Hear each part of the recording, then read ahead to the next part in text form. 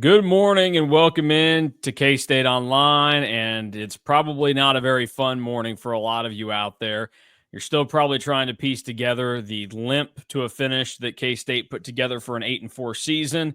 And most of you probably have a good idea of what this is going to be about. Some of you probably aren't recovered from your kick in the gut that you took on Saturday, and you're about to get another one because as it was well known for the last month, Linkon Cure had been trying to make a visit to Eugene, Oregon to see Oregon one last time. He tried going on November 9th. That visit ended up not happening because of weather that prevented him from being able to get to Denver and the airport from Western Kansas.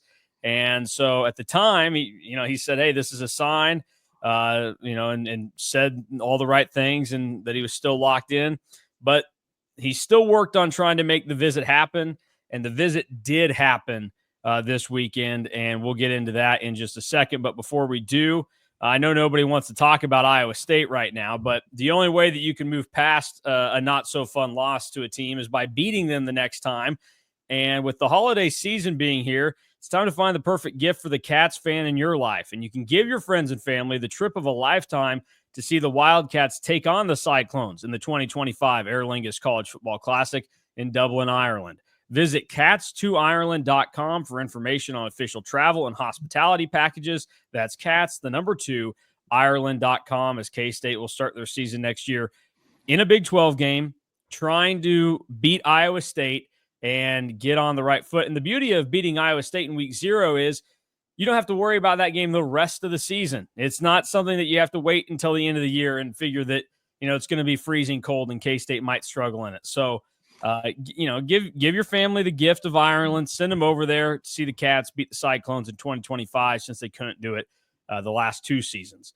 But speaking of Iowa State, speaking of a sign, maybe we should have listened to what the universe was telling us when we basically almost got snowed in Kansas City on our way up there. So yeah, that was tough. That was not good. Another day of Iowa State football, and there's snow coming down in large quantities. But we powered through, and we were worse for it, I guess. All right. So the real reason why everybody's probably here is to get the latest on the Linkon Cure situation. As it currently stands, he's still committed to K-State. He did that back, was it July 1st that we were in Goodland? And that took place somewhere in that first week of July. And K-State has kept this thing rolling for most of the way, stayed in this position. They got him back into Manhattan for a visit. I believe it was the Arizona State game that he was back for. So they kept this thing going and moving. But Oregon obviously was never going to back down. Dan Lanning is one of the kings of college football right now, and he's also currently on a crusade to really cement that status, with Oregon being unbeaten and looking like the best team in the country this season. But they've been wanting to accumulate tight ends, and they were struggling at it for a little bit. But they got one flip in the 25 class. They just landed the top tight end in the 26 class.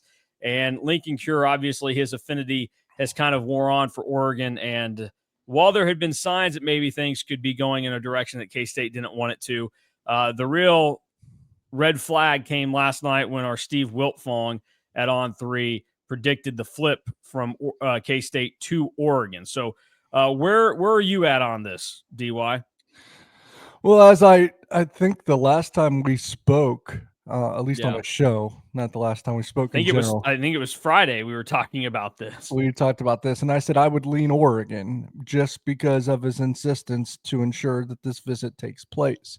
He could have, like you said, when that trip fell apart the first time, he could have just said, this is just a vacation to me. I was just going to do it to do it. I'm not going to go through the hassle of setting it up a second time, except that he did. And then comments by him, others in his family, you could tell, in my opinion, that they were seriously listening to overtures from other programs, because they even had something fun to say about Kansas. And I don't even know if that was literally actually something that was on the table. So I think they were just almost setting the stage for what this decision will likely ultimately become. Because at the end of the day, I don't know that he's actually, flipped behind the scenes yet, or actually, I don't even explicitly know that he will. But what I will say is I kind of been leaning towards that becoming the ultimate outcome. And if Steve Wilfong's saying it's going to happen, it's probably going to happen. There's nobody better in the business than him. Yeah, and I think there's just a lot of the other things are starting to add up. Where after this Oregon trip, you get more of an inkling and some of the whispers and other stuff that you start to think, okay, this is more real. Because even I still was thinking, I don't know, but what there comes a time where you can look at things from a certain angle, and because you have one set of information, you go, okay, this would explain this, this would explain it. And I think that was the stage that I viewed things with the Cure recruitment up until the Oregon visit. But I would say even Saturday night, I started to get probably a few worse vibes on it, and it does seem like there's obviously the momentum there. And look, Steve Wiltfong is not doing this just because it's big bad Oregon. Like, he's doing this because he feels very strongly about this too.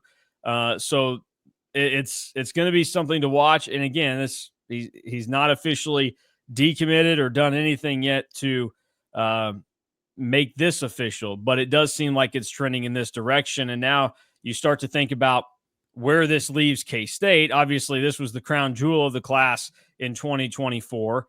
How much of this, if it comes to fruition, is about how K-State looked on offense to end the season? That's a good question, and maybe that tipped the scales in the end, because we have to. I know fans are frustrated. I'm even frustrated about how this thing kind of looked at the end. You lose 3 of 4, and you kind of want to just find another reason to kind of be mad and angry. I get it. Or another reason to blame it on something that's really irritating you. I get it. And maybe it did tip the scales at the end once he visited Oregon, saw them. They went 12-0. Dan Lanning, is he the best coach in college football not named Kirby Smart? Probably at this point. There's not a whole lot of coaches left that have won a national championship still in the business anyways, even though Dan Lanning doesn't have one. I think it's probably just Kirby and Dabo at this point that are still working, especially since Mac Brown got fired at North Carolina. Yeah. So the coaching kind of carousel has kind of been shuffled so much in the last few years that there is a large argument for Dan Lanning to maybe be the best coach in college football. I would put him behind Kirby. So you're talking about comparing that to an undefeated season and a playoff appearance and being number 1 in the country to what Kansas State finished. I get that. But something to keep in mind, or at least take into consideration, is that Linkon Cure started this Oregon love affair or flirtation far before this recent slump by Kansas State. So maybe he still goes through with this and K-State ends up being the choice if they don't fall apart down the stretch, but he was going to do this flirtation regardless, in my opinion. Yeah, well, and it should have been clear early on, like even when he committed, like he made it clear too that Oregon, it felt like had the lead going into his visit in Manhattan prior to when he committed to K-State. So you think about how the emotional swings can look in this. K-State won the first emotional swing. They got the last official visit of the summer, and it delivered for them. The unfortunate part is the way that the calendar ends up working out. Linkon Cure takes a visit to Oregon the very last weekend of the regular season. Brutal. And he can see the coaches, he can see everything in person, and then boom, a dead period starts last night. Yeah. I'm not taking shots at he or his family. When they look back on it, they'll maybe think they could have done things differently. But the way it unfolded, it did no favors to Kansas State, because some of that's because the calendar has changed so much in recruiting. It's different this year. Typically in the past, and you'll probably remember, Mason, and you had like 2 or 3 weeks in between the end of the season and signing day. I mean, to where you could bring guys in on visits still even before that, or in-home visits. Yeah, think about how many times they had nothing to stem the momentum or tide, because as soon as the season ended, it's a dead period. It's sight, and like as soon as he visited Oregon, it was over. I mean, they couldn't respond. Yeah, I mean, think about how many times we've seen over the years those like around the holidays, and you've got the pictures of the coaches in home with whether it's commits or guys are trying to flip, and that you don't get that this year. We are 2 days away from signing day, and the only thing that these coaches can do is talk to guys through their phones. So And it's a tough deal, and like the last impression is always valuable. That's why we talk about it in the summer when it comes to official visits, and certainly something as close as this where it's clear the affinity's been there for Linkon Cure. And I've said this too. Like Linkon Cure is on the tail end of people that when they were in their formative years of following sports and really getting into it, Oregon was the absolute coolest thing out there. Like, Linkon Cure has said he grew up watching Oregon and loving Oregon. And I'm older than Linkon Cure. I'm 8 years older than Linkon Cure, but I was at the front end of that with the Chip Kelly stuff and the uniforms. And I can remember being in middle school and being in love with everything Oregon had going on and watching them in that national championship game against Auburn and wanting things to work out. Like Oregon has this special kind of stranglehold on a generation of people, and that can play into it. So then I think that sets the scene for the man. What if I don't take this opportunity to go to Oregon? And I think that's something that plays into this too. So like I totally get why this would work out, but to what you're saying, it puts K-State in a very tough spot, especially since we sit here at 9:30 on Monday morning, and it seems like this is what the outcome is going to be. Yet there's been no announcement or, declaration one way or the other, because yes, you could be making this decision up into the gun. You very easily could just take the say, signing hey, day Wednesday. tough deal, whatever, wait till signing day. But if you were going to do one or the other, you could decommit or you could reaffirm your commitment to K-State right now. Or, I think even like a very respectful way to do it, and this would still probably indicate that it ends up switching to Oregon from K-State, is just to, come out and say, hey, I've got a lot of decisions to make. Like I'm not committed to anybody currently. Like, and I know that's unrealistic to ask of people. Like that's, perfect world and where society it doesn't have any problems. But those are kind of the things here. And again, this is more K-State focused here, but they are in a very tough spot now because they don't have a tight end in this class. They don't have, a recruit of this caliber in this class. And this is kind of what you thought was going to hold the whole thing together. Yeah, and trying to jot some notes down, the things that kind of jarred loose while you were speaking there. But and there's a very real chance that Linkon Cure has already told them or is about to. And so we're not saying that he's doing anything wrong here on the final hours. At least I'm not. I just I fully expect him to kind of communicate what he intends to do with Kansas State at some point. And I also think Kansas State, they're no idiots at this point. I'm pretty sure they're well aware of what the deal will probably be. At the same time, they have very little time. Now, I'll say this: they've been working probably for the last few weeks, because when your guy starts to flirt with others and there's a real chance he goes somewhere else, then you have to put your ducks in a row to have a quick response should that arise. And we've already discussed some of that. There's definitely some interesting and exciting things brewing behind the scenes right now of what Kansas State's trying to attempt to do in response. I don't mean that in response to directly with Cure. I mean, and basically, what are you going to do at tight end going forward? There's some things moving there, but I don't think Cure, other than putting Kansas State in a bind because he ended up doing this on almost in the last minute. I don't think he really did anything wrong per se. But why are we here? We kind of touched on it, how the calendar is. It's a dead period, sign days on Wednesday. Why? And people were like, why do they change it so much? Well, you got to remember, if sign day is still 2 weeks from now, I think that's basically what it was normally. That wasn't great either, right? Because you have a lot of teams preparing for 1, a conference championship, 2, then a bowl game, or 3, then a playoff. Like they can't go out and recruit. Basically, the teams that had good seasons were put at a disadvantage. If you remember, And this also just ends high school recruiting before the transfer portal opens up next yeah, month. so those aren't simultaneously happening because the transfer portal opens up in a week, I believe, on December 9th, the following Monday. So, and because if you remember, folks, I remember folks having this reaction. It was right when Kansas State made the Big 12 title game in 2022. Some of their commits were being visited by other teams because they weren't playing that week. But Kansas State was playing, so they couldn't.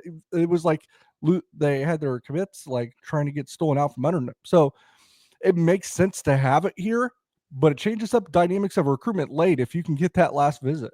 Yeah, and it's going to turn teams. I mean, there's already, I think, an emphasis. I think teams, if you ask them, would you rather have game 12 at home or on the road, they'd say at home.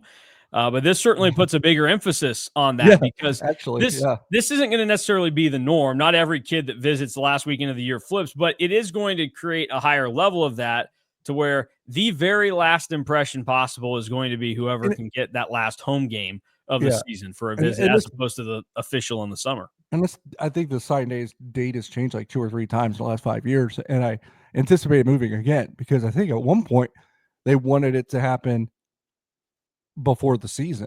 And yes, I actually am in favor of that, but we'll see if it ends up happening. Yeah, I think that'd be good. I mean, most of these kids, how many times do we talk to a high school guy who says, I want to be committed before the start of my senior season? And I think it would just clean a lot of things up to take care of it then. Yeah, it would. It would maybe take some drama out of the coverage. So I don't know if it's good for business per se, but just think about it. Like how many commits has Kansas State actually added or will add since the season started? I don't think it's been that much. 2 or 3. Yeah, I'm trying to think here on what that would look like. So they've added since the season started, they have added 4 commits. So actually, it's a little bit more than that. It might be 5. I think. Yeah, I mean, why can't you have like? I know they do, but they're so close together. I don't know if it makes a whole lot of sense. Why not have an early period and a late period like in basketball that are further apart from one another anyway? Yeah. So K-State has added since the season committed Darian Whitaker, Arian Concepcion, Brad Stanier, Patrick Tackey, and J.D. Davis. So I think that's 5 or 6. And Stanier was pretty early, too. Yeah, Stanier was after the first game of the season. That was September 2nd that he was added. And then 2 of them are JUCO guys, which is a little different too. They have to play a whole season. JUCO guys probably aren't going to be the ones that are signing early, anyways. Yeah. So K-State's added 3 high school players since the season started. It's just 2 since the middle of September. Yeah. Yeah, exactly. So I don't know. We'll see how it kind of looks out moving forward here and where K-State goes. One thing to note real quick on the recruiting front, this is a little different than high school recruiting and everything, and we'll have all of our high school signing day stuff on Wednesday. We'll see if K-State can make any surprise moves, as obviously Oregon is trying to do with Linkon Cure. But one name to know that intends to enter the transfer portal, this came out last night, Casey Concepcion, the older brother of Arian, who committed to K-State last week. Now, the younger brother had been committed to NC State. He decommits. He visited for the Cincinnati game, committed a day later for K-State. His brother, who was ACC Rookie of the Year last year and K-State saw in the Pop-Tarts Bowl, has intentions to enter the transfer portal. So that might be something to look at for K-State this year. There's obviously a direct connection now with the Concepcion brothers in play. Yeah, and for those that sometimes don't know how all of these things work, we know of his intention. He actually can't do it until a week from today. So when the real stuff happens, maybe a visit or something of that nature, or actual recruiting, because if you were doing it now, it's technically tampering because he's not in the portal. It won't happen for another week. But with everything we know, we would be stunned if Kansas State isn't at least seriously involved. I would imagine, if they were DraftKings did like odds here of who's going to land Casey Concepcion, Kansas State would be the favorite. I don't know. I wouldn't say it's a lock. No one's really come out and explicitly told us that. But, I mean, they landed Arian Concepcion because they like Arian Concepcion, and they would have done it without this. But obviously, they realized what else could be down the line. And it perked my ears up as soon as it happened, because I'm like, is the brother really going to stay at a school that his little brother basically said, I don't want to go here? Like, Yeah. there seems to be like a family decision would be almost on the consensus there, and now we're seeing it is. Yeah, you're right. It definitely didn't seem like he might stick around for it, and certainly now we'll see. But the direct connection for K-State, and look, this is a player that he goes in the portal. There's going to be He was big good against time K-State. suitors. Yeah, 7 So catches, 72 yards in the Pop-Tarts Bowl against K-State. Yeah, big time shooters. He'll be one of the more heavily pursued receivers. Now, something to keep in mind, I don't know that we've explained it well enough or anyone has explained it well enough, but this following season, not the one that we're in, but the next one, where basically athletes will be paid for, obviously, the ones that are going to be signing in the next month or two. I mean, you're not necessarily getting paid like by the NIL collectives anymore. It's going to be turned upside down, right? It's now revenue sharing. Let's put it this way. Like Kansas State, I assume, and from everything that I have gathered, will be doling out a full $20.5 million to their student athletes across the board. Because of how the revenue splits, I'd imagine 75 to 80% of that's going to be stowed away, maybe just for football only. And so you're talking about K-State's going to have a salary in football that's probably going to, I say salary, it sounds weird to say that, but it's essentially what it is, or payroll that's going to essentially double go for the next season. So that's a different dynamic in play as well. For those that are like, well, you can't pay what the others are doing. Depending on how you want to use your revenue share pot now, a certain school can definitely get in the ballgame for just about anyone on a financial level. yeah, exactly. And I mean, it is going to come down like we see in whatever sport professionally, How you where want to distribute it. Yeah. so and so is going to be able to give you more here. Because look, that's going to be the one tough thing for these rosters that are bigger. You're going to have a lot more guys that command top tier money. So then, guys that also might deserve it may not get to the level of what they want or what they deserve. So there are probably still going to be some NIL dollars on top of that pool of revenue sharing too. I don't think that's going away. And that's where maybe you, excuse me, you do have some haves and have nots there. But I think this is going to bring it closer together than wider. But we'll see how it plays. Maybe I'm just being a hopeless optimist there. We'll find out probably in the next year or two and be able to unpack everything. But before we got out of here, I know you wanted to get out here probably too. We are having a sale on the site, and it's only till midnight tonight, Monday, December 2nd. So if you're not signed up now, I would do it, because you get $1 for the first 7 days, and then it'll go normal from there. But if basically it's a nice little trial to see if this is what you want to be about. well, it's a great dollar for That's a 7 great days. time. Great timing. Yeah. So if you like getting hurt by recruiting, but you also like to be in the know and get the good stuff that comes with it as well as the bad, Because that's the best way to describe this time of the year. we'll have good transfer. We'll have some of the juicy transfer portal rumors, which right now we're hearing probably both some good, some bad. And you'll get your signing day coverage for $1. So you get all of that for $1. And again, I think there could be one more high school recruiting splash if everything goes right for Kansas State. And head over to K-StateOnline if you're curious about that, and you can find out for $1. That's a great way to close things out. So that's Derek Young. I'm Mason Voth. Get all the K-State info you need over at K-StateOnline. Pour Drew one out and for Neil Brown. Yeah, R.I.P. Neil Brown. Not dead, just jobless. Drew and I are going to be back tomorrow to preview signing day, and then on Wednesday, sometime in the afternoon, we are going to have a live recruiting show and just go through the entire class, break it all down, and everybody can take that in whenever they want. So we will get out of here and talk to you again tomorrow.